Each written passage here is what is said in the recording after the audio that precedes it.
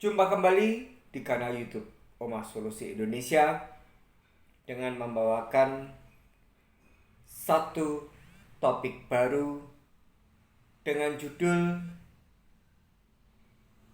Visi dan Misi Oma Solusi Indonesia tahun 2024. Pada kesempatan yang luar biasa ini, saya akan mengabarkan dulu sekaligus ingin mengucapkan rasa terima kasih. Yang pertama pastilah pada Tuhan saya, karena saya sudah diperbolehkan pulang dari rumah sakit. Dan yang kedua, tindakan medisnya sudah dilakukan.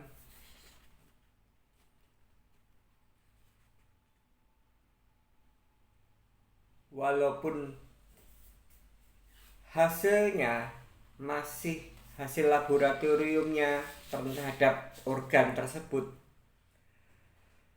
masih menunggu 5 sampai dengan 7 hari ke depan, tapi kelancaran yang diberikan kepada Tuhan Yang Maha Esa pada saya merasakan syukur nikmat. Saya tidak pernah merasakan sebuah gangguan jasmani yang ada dalam tubuh saya ini sebagai sebuah malapetaka, bencana, ataupun sebuah hal yang tidak mengenakan. Tapi saya mengambil hikmah bahwa ini adalah pembelajaran hidup. Jadi di dalam kehidupan yang saya alami selama 50 tahun ini, kalau suka saya juga tidak akan lupa diri. Sedangkan ketika saya mengalami sebuah nestapa atau kurang enak dalam kehidupan saya juga akan berusaha untuk tidak mengeluh. Saya akan menerima. Saya akan berusaha untuk tegar. Saya akan berusaha untuk memanggul salib yang telah digariskan oleh Yang Kuasa sampai hasil akhir atau sampai finish. Jadi walaupun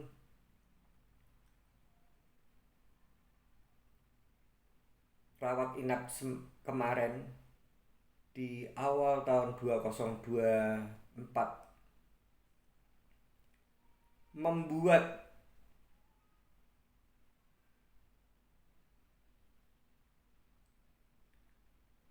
yang seharusnya saya harus melakukan tindakan medis DSA menjadi sedikit terlambat, karena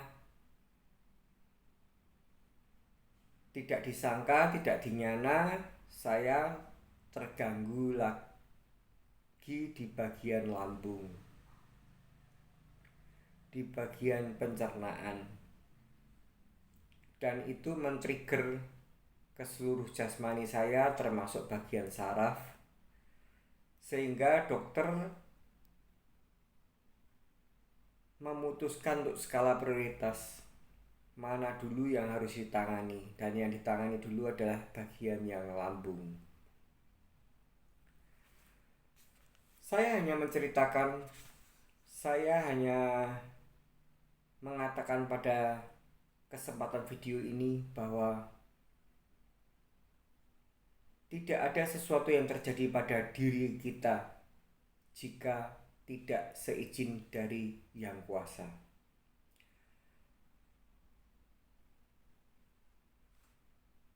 Pernyataan terima kasih saya yang kedua adalah kepada keluarga saya inti, terutama anak saya yang menunggu saya di rumah sakit, mama saya yang mengantarkan saya ke rumah sakit, dan yang luar biasa adalah keluarga besar Omah Solusi Indonesia. Maksud dan tujuan saya membuat video di sebuah kamar rawat inap tidak lain tidak bukan adalah, yang pertama, saya ingin menggalang sebuah spirit, sebuah semangat, sebuah kebangkitan mentalitas, menggalang kesehatan mental, bahwa walaupun saat ini apapun yang sedang Anda alami mungkin tidak baik dan tidak nyaman adanya bagi kehidupan Anda, tapi janganlah itu membuat Anda semakin terpuruk. Jadi saya membuat video rekaman ketika mondok di rumah sakit itu kurang lebih 5 video, dimana tidak lain tidak bukan, yang pertama, saya ingin menunjukkan selemah apapun saya, dalam kondisi buruk seperti apapun, bahkan ini menanti hasil paling cepat 5 hari, paling lama 7 hari terkait biopsi, pengambilan sampel, apakah mungkin ada sel-sel kanker atau sel-sel yang menakutkan yang ada di lambung saya. Itu saya tetap sukacita. Kalau nanti hasilnya baik, saya mengamini dan mengucapkan terima kasih. Tapi kalaupun hasilnya buruk, saya janjikan pada Anda sekalian, terutama kepada seluruh keluarga besar Omah Solusi Indonesia, segawat apapun kondisi saya, selemah apapun jasmani saya akan tetap komitmen untuk berbagi pada Anda sekalian. Bahkan ketika hari pertama saya dirawat inap itu memang benar-benar saya tidak punya daya, sehingga saya meminta salah satu supir yang mengantarkan saya ketika rawat inap untuk menjawab semua chat yang ada. Tapi di hari kedua sebelum tindakan medis, malam itu saya sudah langsung menghandle chat-chat yang saya anggap penting, terutama tentang terkait dengan kanal YouTube ini, Omah Solusi Indonesia dan Omah Solusi Indonesia Foundation, di mana yang konsen memberikan sebuah wacana, memberikan sebuah edukasi tentang adanya problematika sedang menunggak hutang kartu kredit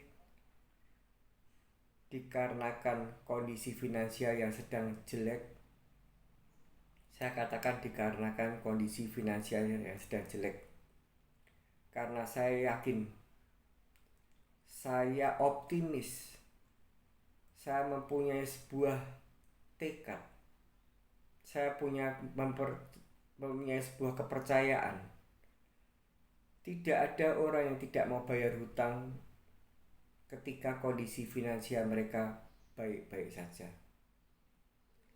Dan ketika itu banyak sekali klien yang sedang gundah gulana. Ketika itu banyak sekali klien yang baru menemukan kanal YouTube Omah Solusi Indonesia menemukan kanal YouTube Omah Solusi Indonesia Foundation, menemukan kanal YouTube Omah Solusi Indonesia Studio Jambi, menemukan kanal YouTube Omah Solusi Indonesia Studio Jakarta Timur, menemukan kanal YouTube Omah Solusi Indonesia Jakarta Barat, dan ada 2 lagi, Omah Solusi Indonesia Studio Bekasi dan Omah Solusi Indonesia Studio Surabaya yang belum mengudara di kanal YouTube-nya. Tapi dari 5 mentor yang dengan sukarela mau membantu saya ini telah melahirkan banyak orang-orang yang tadinya ketakutan, yang tadinya stres, yang tadinya depresi, yang tadinya termakan pembodohan masyarakat dari para kolektor dari bank penerbit kartu kredit, yang sudah bisa noto ati, yang sudah bisa menjawab dengan luar biasa, menceritakan realita yang ada. Dan ketika realita yang ada itu sudah diceritakan, mereka tetap tidak percaya mereka bisa menghandle semua bully, semua pembodohan masyarakat, semua teror-teror, baik itu ke kantor, ke rumah, ke tempat bekerja, ke sanak saudara, ke teman bekerja ataupun kolega. Maksud saya kolega tuh mitra bisnis. Itu sudah mulai bisa tahu tata caranya. Dan di tahun 2021, tepatnya 17 Maret 2021, saya mulai mengupload video pertama Omah Solusi Indonesia. Dan di tahun 2022, tepatnya tanggal 17 April, saya membuat kanal YouTube yang kedua, Omah Solusi Indonesia Foundation. 2023 saya membuat sebuah kartu member atas permintaan dari banyaknya klien-klien yang belum mempunyai wadah, yang belum mempunyai sebuah tempat untuk mensosialisasikan diri. Dan akhirnya oleh mentor kita, 5 mentor yang luar biasa. Yang pertama, Pak Rudi, Omah Solusi Indonesia Studio Jambi. Yang kedua, Pak Albert, Omah Solusi Indonesia Studio Jakarta Timur. Yang ketiga, Pak Fendi, Omah Solusi Indonesia Studio Jakarta Barat. Yang keempat, Pak Irsan Harahap, Omah Solusi Indonesia Studio Bekasi. Yang kelima, mentor satu-satunya wanita yang saat ini bernama Ibu Maria Ulfa, Omah Solusi Indonesia Studio Surabaya. Dan saya seringkali mendengarkan kiriman voice record dari para mentor. Karena Pak Albert sudah mendirikan grup tele. Dan banyak lagi mentor yang mendirikan grup-grup. Jadi bagaikan kita orang berobat. Kita ini ada kedekatan, ada chemistry masing-masing. Ada klien yang mungkin berkonsultasi dengan saya tidak dapat chemistry, sehingga tidak bisa membuahkan sebuah hasil yang maksimal. Dia pindah atau saya sarankan untuk menghubungi Pak Albert. Kemudian juga pengakuan dari banyak klien, mereka malah menghubungi kelima mentor dan saya. Untuk masing-masing orang itu pasti memiliki kelebihan dan kekurangan, sehingga mereka menggabungkan style, gaya mentoring yang saya punya, menggabungkan gaya mentoring dari Pak Albert, menggabungkan gaya mentoring dari Pak Rudi, menggabungkan gaya mentoring dari Pak Fendi, menggabungkan gaya mentoring dari Pak Irsan Harahap, menggabungkan gaya mentoring dari Ibu Maria Ulfa. Sekarang ini sudah tercipta banyak sekali orang keluarga besar Omah Solusi Indonesia yang selayaknya sudah siap menjadi mentor. Saya membutuhkan sukarelawan. Saya membutuhkan banyak bantuan dari Anda sekalian, agar supaya Anda mau untuk memberikan wacana, mau untuk memberikan edukasi, sehingga akan semakin lebih banyak lagi orang-orang yang saat ini sedang berkesukaran setelah COVID melanda di tahun 2020 dan baru berakhir di tahun 2022 dari pandemik menjadi endemi. Tidak artinya 2023, 2024 itu kondisi ekonomi langsung membaik.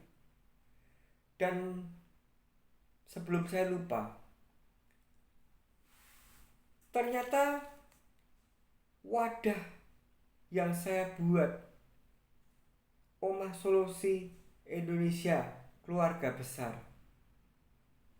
ini mempunyai sebuah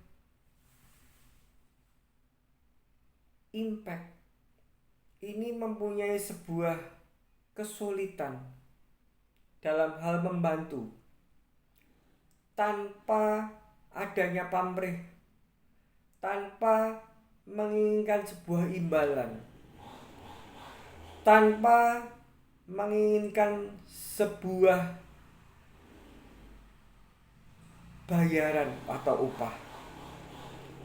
Kami berenam berkomitmen untuk tidak berorientasi dalam bisnis. Dan apa hasilnya?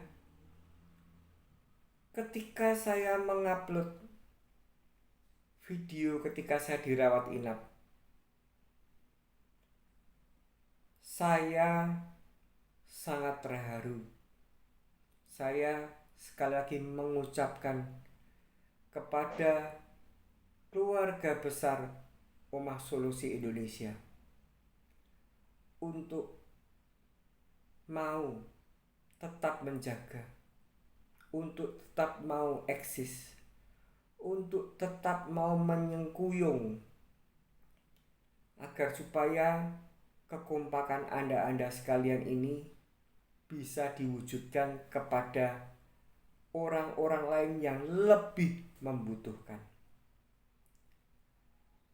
Saya telah diberikan sejumlah dana yang digalang dari para member keluarga besar Omah Solusi Indonesia. Dan melalui Ibu Maria Ulfa, saya di-chat secara pribadi dan sangat-sangat menyentuh hati. Ibu Maria Ulfa mengatakan kiranya Pak Hani mau untuk menerima secara ikhlas kemauan kami semua. Dan saya ucapkan terima kasih yang sebesar-besarnya. Saya pasti tidak akan mengecewakan Anda semua. Dan dana itu sudah saya terima dengan baik dan benar. Saya akan simpan. Saya berusaha untuk tidak memakainya untuk menjadi sebuah cadangan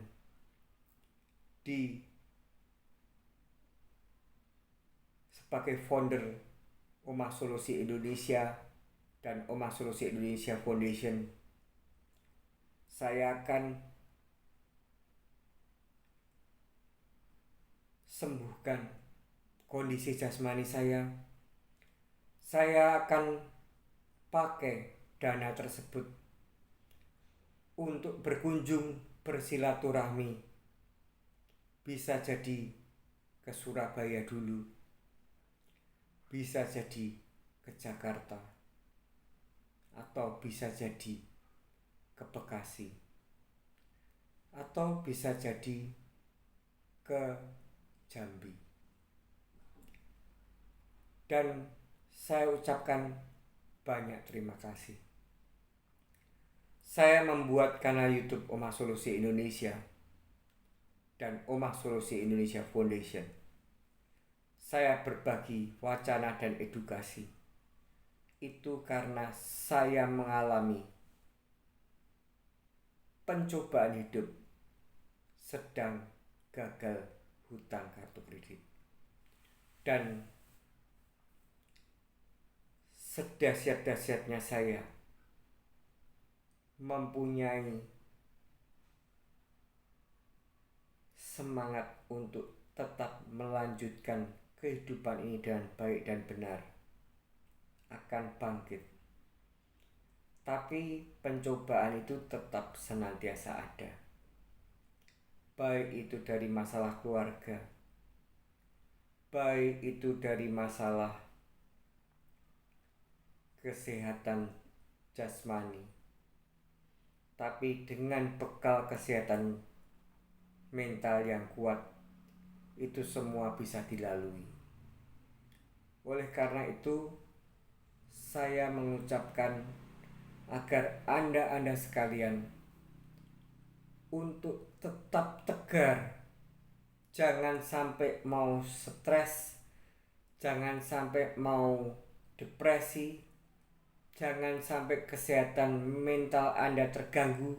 Dan ketika kesehatan mental Anda terganggu, kesehatan jasmani Anda otomatis akan terganggu.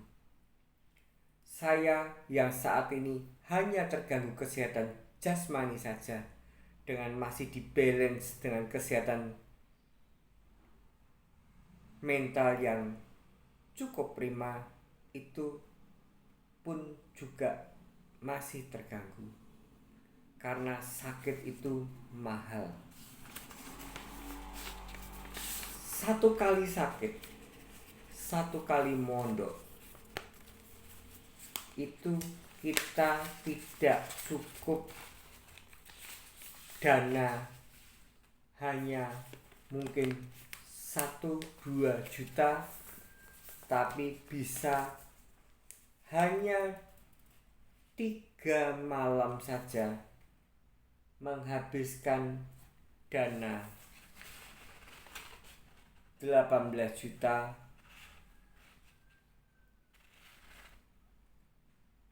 462. Jadi janganlah Anda menjadi sakit hanya karena kepikiran problematika-problematika yang silih berganti dalam kehidupan ini. Anda tidak sendirian, terutama Anda yang berkesukaran dengan kartu kredit. Ketika kondisi finansial Anda sedang tidak beres morat-marit, Anda bisa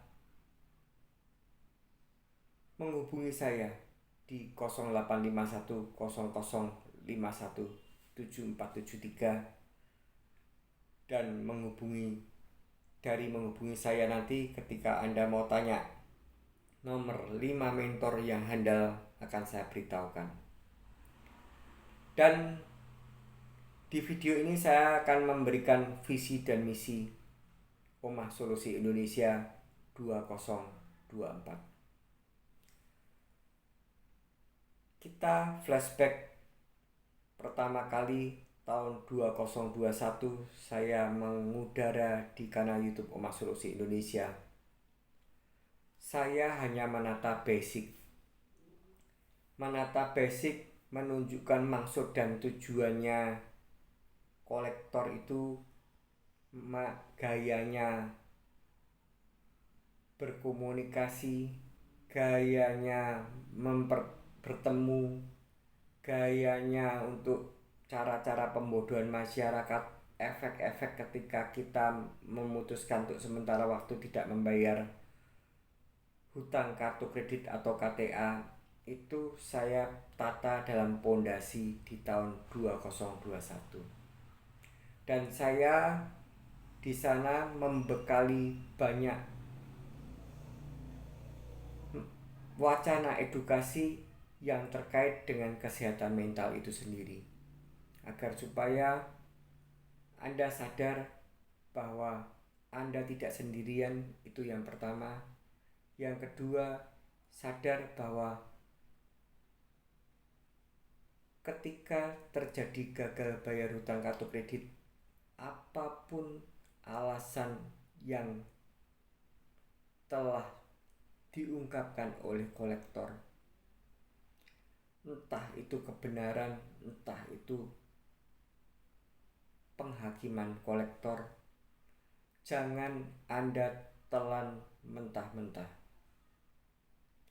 Itu kalaupun Anda dulu foya-foya, kalaupun Anda dulu salah langkah, tidak artinya Anda yang paling salah. Seperti video-video yang baru saja saya upload, salah dan benar itu pasti dua belah pihak. Dan satu lagi, bahwa ini adalah bisnis semata. Kalau tidak untung, pastilah buntung. Itu style di 2021. Style di 2022. Saya mulai mengajarkan cara-cara melakukan somasi ketika kolektor keluar dari batas penagihan, mengganggu orang yang tidak mempunyai hutang, membuat hubungan anak dan bapak kacau balau, entah itu kandung, entah itu mertua, membuat hubungan suami istri kacau balau, membuat hubungan di sebuah komunitas pekerjaan, entah dia pegawai, entah dia pimpinan, dipermalukan, menelponi kantor berulang-ulang, menelponi kolega, menyerang mensos orang yang saat ini sedang gagal bayar, mempermalukan di mensos. Cara menanganinya dan cara mengatasinya sudah saya tuangkan di somasi, dan itu sudah terbukti ampuh dan efektif. Di tahun 2023 saya mulai mengajarkan mau membuka wacana. Kalau hanya sebatas somasi, itu tidak ada efek jera bagi oknum-oknum kolektor yang sudah cenderung bisa dikatakan tidak beradab, bahkan bisa dikatakan biadab.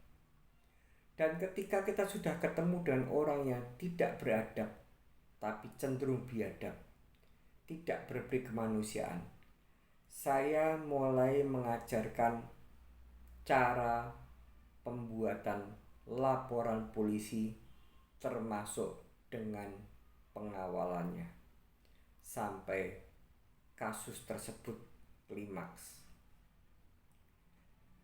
Dan di tahun 2024 ini saya mempunyai visi dan misi dua.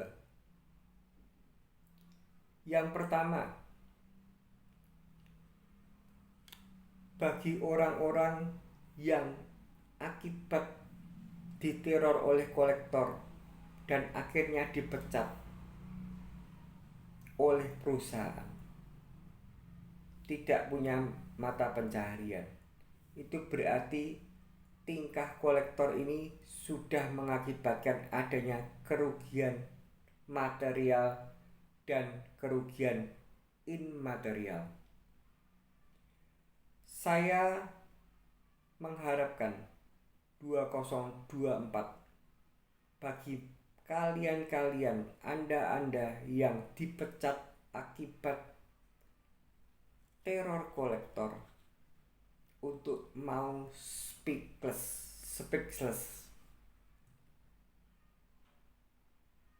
untuk mau berbicara, untuk mau mengungkapkan pada kami berlima.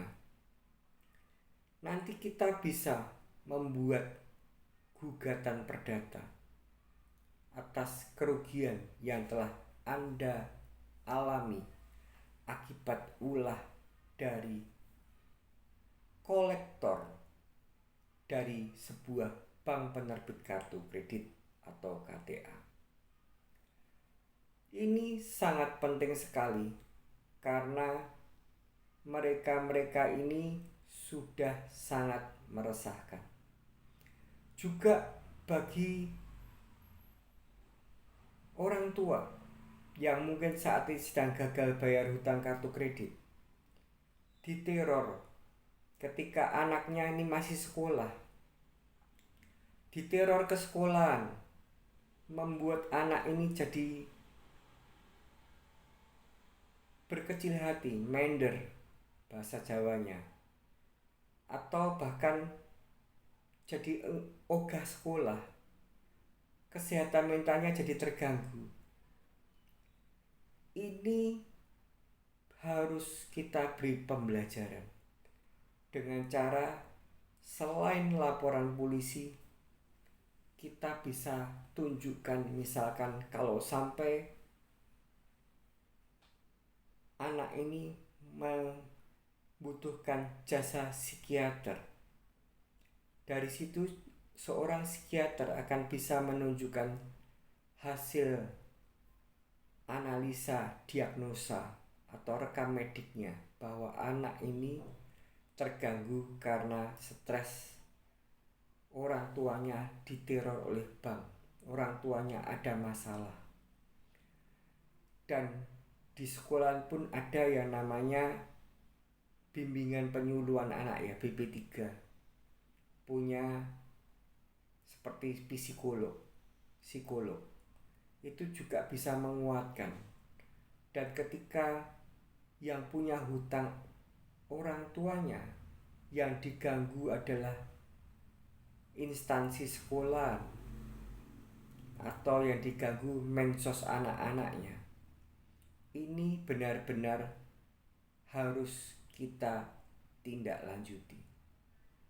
Bisa kita tindak lanjuti laporan polisi dan bisa kita tindak lanjuti dengan gugatan perdata akibat dari ulah kolektor anak mengalami depresi sehingga tidak bisa melanjutkan sekolah mungkin, atau prestasi sekolahnya menurun mungkin, atau bahkan yang lebih parah sampai harus membutuhkan jasa seorang psikiater.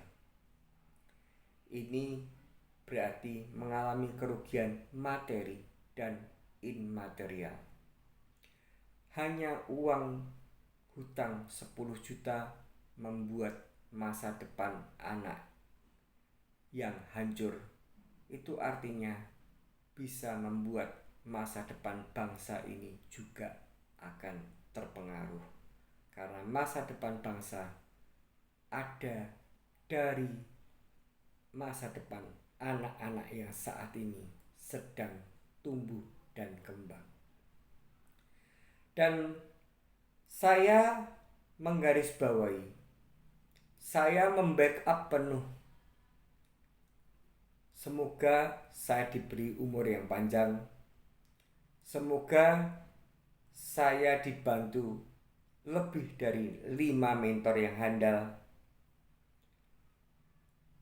Kita harus membentengi, kita harus membantu mereka-mereka yang ditinggal mati.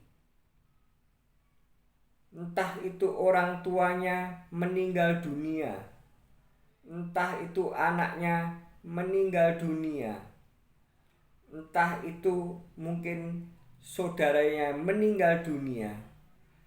Dan khusus produk hutang kartu kredit dan KTA, kita seringkali mendengar kata-kata kolektor.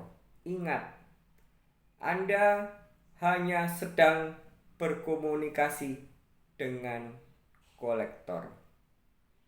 Mereka seringkali memaksakan untuk menagih ke orang yang bukan pemegang kartu kreditnya. Apalagi kalau pemegang kartu kreditnya sudah almarhum. Yang seringkali digencat adalah orang tua pemegang kartu kredit yang almarhum, atau kalau yang pemegang kartu kreditnya adalah orang tuanya yang sudah meninggal, yang almarhum, yang digencat adalah anaknya. Mereka menggunakan pasal perdata bagi yang penerima waris otomatis akan juga menerima hutang. Itu tidak bisa diterapkan di produk hutang, kartu kredit, dan KTA.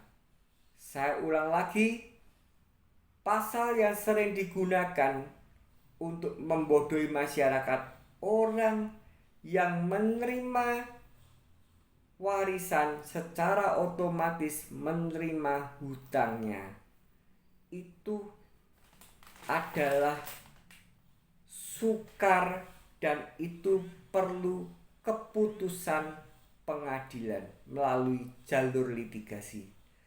Sedangkan produk hutang kartu kredit dan KTA tidak mengacu pada adanya perjanjian hak tanggungan ataupun fidusia. Dari situ banyak sekali yang akhirnya balik lagi. Jangan sampai cara-cara pihak bank menggunakan jasa pihak ketiga, apalagi sudah menggunakan oknum yang ingin mengencat, yang ingin mempressure, yang ingin menekan, yang ingin membodohi masyarakat kepada keturunan atau ahli warisnya, atau anak-anaknya, atau orang tuanya yang ditinggal mati oleh anaknya yang ditinggal mati orang tua, atau orang tua yang ditinggal mati oleh anaknya, tetap ditagih. Jangan pernah mau Anda untuk di-pressure, jangan pernah mau Anda dibodohi. Hubungi kami dan kami akan memberikan mentoring cara mengatasi itu dengan sukacita. Baik Anda berkomunikasi dengan kolektor, baik itu sampai ke sebuah gugatan perdata pun, kalau hanya pengiriman relas panggilan atau hanya untuk menakut-nakuti somasi, Anda tidak perlu gentar. Jadi kanal YouTube Omah Solusi Indonesia ini spektrumnya luas. Spektrumnya sangat-sangat melebar. Tolong, harapan saya Anda semua mau men-share ke seluruh kolega, kerabat, saudara, teman, dan ke grup-grup WA mungkin, ke grup-grup tele mungkin, dan apapun medsos itu, agar supaya kami bisa semakin menjangkau lebih luas. Kami bisa banyak menolong orang lebih, jumlah yang lebih banyak. Karena jangan sampai karena pressure yang tidak benar, pembodohan masyarakat yang tidak benar, tidak ada yang namanya hutang itu diwariskan. Selama produk itu hutang kartu kredit atau KTA. Dan banyak sekali akibat ulah kolektor membuat rumah tangga jadi berantakan, hubungan suami istri jadi retak, bahkan cerai, hubungan anak dan orang tua jadi kacau, hubungan relasi kerja atau kolega jadi tidak mau mensuplai barang lagi. Itu adalah cara-cara penagihan yang tidak bermoral, dan itu adalah bodoh Anda sendiri, oknum kolektor. Ketika Anda menyumbat penghasilan seorang debitur yang sedang macet, ketika Anda mengganggu, mengusik, justru rezeki kami tidak mengalir dan Anda sendiri yang akan kena batunya. Anda mau berkata-kata kasar, Anda mau menggunakan pressure, Anda mau menggunakan bully, Anda mau menggunakan surat somasi, surat ancaman, surat peringatan terakhir, Anda mau lewat jalur litigasi pun, kami tidak pernah gentar. Selama realitanya kami sedang berkesukaran, selama kami sedang menata skala prioritas, tidak ada satupun orang yang bisa memaksa kami untuk cepat bayar hutang. Sebaliknya, kami juga tidak bisa memaksakan bank untuk mengabulkan surat permohonan keringanan dari kami untuk Anda segera kabulkan. Jadi hukum hutang kartu kredit dan KTA adalah asasnya perdata. Saya ulangi lagi, kita yang terbaik menyelesaikan lewat jalur perdata, jalur gugatan pengadilan litigasi. Anda menggunakan cara kolektor 2024, 2025, bahkan tahun ke depan semakin tidak mempan. Anda mau menggunakan kolektor lapangan yang menakutkan, preman, itu adalah golden ticket bagi kami untuk menyeret mereka dalam ranah pidana. Semoga video ini bermanfaat, semoga Anda semua diberkati oleh Tuhan Yang Maha Esa, diberi kesehatan, rezeki yang berlimpah, dan sukacita senantiasa. Jangan menyerah, tetap semangat, dan ingat, badai pasti berlalu.